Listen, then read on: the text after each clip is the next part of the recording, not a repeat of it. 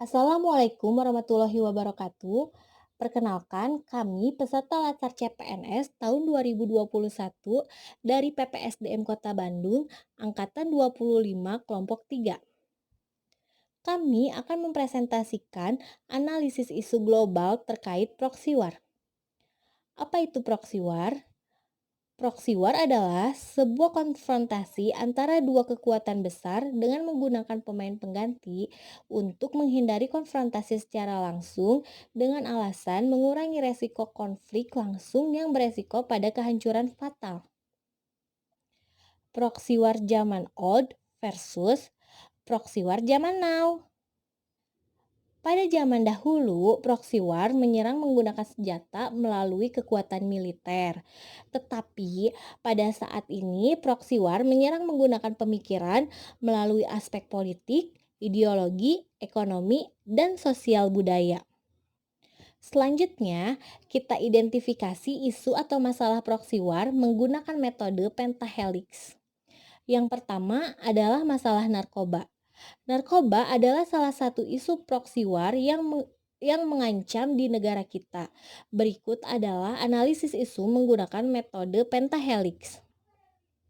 Pada elemen pemerintahan, lemahnya peran penegakan hukum dan adanya oknum petugas yang masih bisa disuap agar melancarkan masuk dan tersebarnya narkoba di Indonesia. Pada elemen akademisi, kurangnya pendidikan dan karakter pada anak. Dan pada elemen komunitas bisnis, banyaknya sektor bisnis yang disalahgunakan untuk tempat transaksi atau peredaran narkoba. Dan pada elemen komunitas, pergaulan atau memiliki teman yang salah dapat juga menjadi salah satu penyebab seseorang dapat terbawa menjadi pemakai narkoba apabila mereka bergaul dengan pemakai juga. Dan pada elemen media, kemudahan penggunaan dan kemajuan media elektronik atau komunikasi bisa juga disalahgunakan untuk menunjang kelancaran transaksi atau peredaran narkoba di kalangan masyarakat. Baik, untuk isu kontemporer yang kedua adalah radikalisme. Government. Lemahnya koordinasi antar institusi yang berperan dalam aspek pertahanan. Akademia. Paham radikalisme banyak ditemui di lingkup pendidikan. Biasanya, paham tersebut didapatkan dari tenaga pendidik yang disebabkan oleh lemahnya posisi guru sebagai jabatan profesi belum memiliki perlindungan hukum. Bisnis. Kesenjangan ekonomi yang masih terjadi menyebabkan ketimpangan antara penduduk kaya dan penduduk miskin. Community. Munculnya komunitas-komunitas yang bertentangan dengan ideologi bangsa Indonesia. Media. Kemudahan penggunaan dan kemajuan media elektronik atau komunikasi digunakan untuk menyebarkan dan memodernisasi paham-paham radikalisme. Untuk isu kontemporer yang ketiga, yaitu isu SARA. Government. Politisasi isu SARA dapat terjadi karena kaderisasi tidak berjalan dan rekrutmen calon tidak dilakukan secara demokratis. Akademia. Kurangnya pemahaman terhadap UUD 1945 dan Pancasila yang mengatur kebebasan berkeyakinan dan beragama setiap masyarakat. Bisnis. Pembangunan yang tidak merata menyebabkan ketimpangan antara satu daerah dengan daerah lainnya. Community. Perbedaan kepentingan antar komunitas. Media. Kurangnya kesadaran pengguna media sosial dalam memposting yang dapat menyinggung isu mengenai SARA.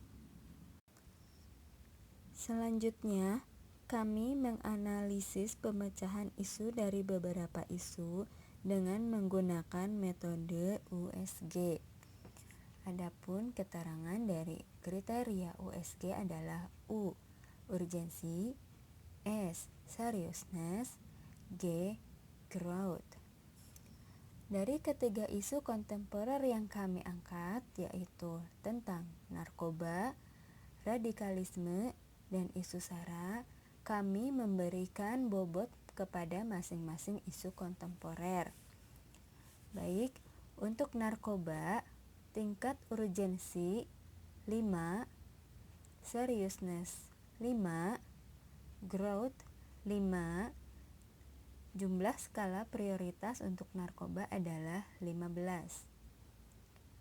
Radikalisme, urgensi 4, seriousness 4, growth 4, jumlah skala nilai prioritas 12. Isu SARA, urgensi 3, seriousness 3, growth 3, jumlah nilai prioritas 9. Selanjutnya, saya akan menerangkan metode analisis menggunakan metode Fishbone. Di sini diterangkan sebab-sebab dan akibat terjadinya penyalahgunaan narkoba. Yang pertama sebabnya yaitu lemahnya peran penegak hukum dan adanya oknum petugas yang masih bisa disuap agar melancarkan proses masuk dan tersebarnya narkoba di Indonesia. Yang kedua, yaitu kurangnya pendidikan karakter pada anak. Selanjutnya, akibat penyalahgunaan narkoba dapat terjadinya pergaulan yang tidak sehat atau pertemanan yang terbiasa menggunakan narkoba. Kemudian, yang kedua, kemajuan media ternyata dapat juga disalahgunakan untuk menyebarkan informasi-informasi tentang narkoba.